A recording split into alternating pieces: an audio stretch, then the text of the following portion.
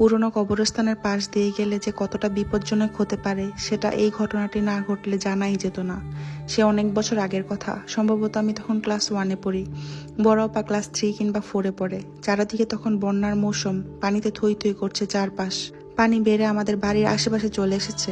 তখন এখানকার মতো এলাকা মোটেও উন্নত ছিল না। আমাদের মহল্লা থেকে বের হওয়ার কাঁচা রাস্তা পুরোটাই পানিতে তলিয়ে যায়। বড় রাস্তায় যেতে হলে আমাদের অন্য একটা জায়গা দিয়ে ঘুরে যেতে হতো।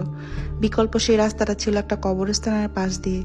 ঘন ঝোপঝাড়, মাথা উঁচু করে দাঁড়িয়ে থাকা কয়টা বিশাল তাল গাছ, মাটি দেবে যাওয়া কয়েকটা পুরনো কবর। সেখান দিয়ে দিনের বেলা যেতে শরীর হিম হয়ে যেত। একদম শুনশান নিস্তব্ধতা বিরাজ করতো সবসময়।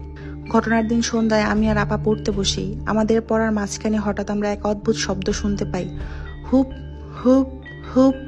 আমি আর আপা ভয়ে একে অপরের মুখের দিকে তাকিয়ে আছি। এমন অদ্ভুত আর জোরালো শব্দ কোথা থেকে আসছে? আমরা ভয়ে এক দৌড়ে ঘর থেকে বের হয়ে মার কাছে চলে যাই। ততক্ষণে সবাই শব্দটা শুনতে পেয়ে বাইরে চলে আসছে। একটা সময় সেই ভয়ানক শব্দ কোথায় মিলিয়ে যায়। কিছুক্ষণ পরে শুনতে পেলাম কে জানি বলা বলি করছে, আমার ছোট চাচার কি যেন হয়েছে। খানিক বাদই আবার খবর এলো চাচার নয়, আমার আব্বার কিছু একটা হয়েছে। আব্বাকে অজ্ঞান অবস্থায় পানিতে পাওয়া গেছে। সবাই তাকে ধরাধরি করে নিকটস্থ ডাক্তারের কাছে নিয়ে গেল। আব্বার জ্ঞান নেই, কিছুই বলতে পারছে না। এই খবর শুনে আমি আর আপা সে কি কান্না! আব্বার কি হলো? আব্বা কি মরে গেছে? আব্বার জ্ঞান ফেরার পর তাকে সবাই বাড়িতে নিয়ে এসে শুয়ে রাখলো।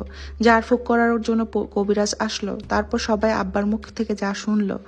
সন্ধ্যা হতে আব্বা যাচ্ছিলেন বাজারে, সেই কবরস্থানের ভয়ানক পথ ধরে। চারদিকে ঘুটঘুটে অন্ধকার। পথের মাঝখানে ঠিক তাল গাছটার আড়ালে আব্বা একটু কাজ করতে বসলেন। বসার কয়েক সেকেন্ড পরে তার মনে হলো পিছনে কেউ একজন এসে দাঁড়িয়েছে। আব্বা ভাবলো মোকলেস কাকা, এলাকার এক ছেলে। কারণ মোকলেস ছেলেটা অনেক কালো আর পিছনে যে দাঁড়িয়ে আছে অন্ধকারে তার অবয়ব বোঝা যাচ্ছে না। আব্বা জিজ্ঞেস করলেন, কিরে মোকলেস নাকি? কোনো জবাব এলো না। এখনো ঠাই দাঁড়িয়ে আছে। কথার জবাব না পেয়ে যখনই আব্বা ঘাড় ঘুরাতে যাবেন, ঠিক তখনই আব্বার শরীরে এক লাথি মেরে তাকে ফেলে দিল। তারপর সেখান থেকে অদৃশ্য সেই বস্তুটা আব্বাকে টেনে নিয়ে পাশের জমিতে যেখানে বন্যার পানি ছিল সেখানে চুবাতে লাগলো। হুপ হুপ হুপ। সে এক ভয়ানক শব্দ। আর সেই শব্দই এত বিকট শব্দ ওই আশেপাশে ছড়িয়ে গিয়েছিল, যেটা সাধারণ একজন মানুষ অন্য একজন মানুষকে পানিতে চুবালে কখনোই হতো না। তাছাড়া আমাদের বাড়ি থেকে কবরস্থানটাও ছিল 4-5 মিনিটের দূরত্বে। সেই ঘটনা অস্বাভাবিক ছিল বলে এমন ভয়ানক আওয়াজ হয়েছিল। সেদিন আব্বার কোমরে লাথির দাগটা স্পষ্ট ছিল, বড় একটা পায়ের ছাপ। সেদিন আব্বাকে হয়তো পুরোই মেরে ফেলতো। কিভাবে আর কেন ছেড়ে দিয়েছিল সেটা জানা নেই। হয়তো শব্দ শুনে লোকজন সেখানে জড়ো হয়ে গিয়েছিল বলে। আব্বার জন্য কতই না কেঁদেছিলাম আমরা দুবোন। ভেবেছিলাম আব্বা হয়তো আর বাঁচবে না, আব্বাকে ভূতে মেরে ফেলছে। সেদিনের সেই ঘটনার সেই ভয়ানক আওয়াজটা মনে হলে এখনো ভয়ে কাঁটা দিয়ে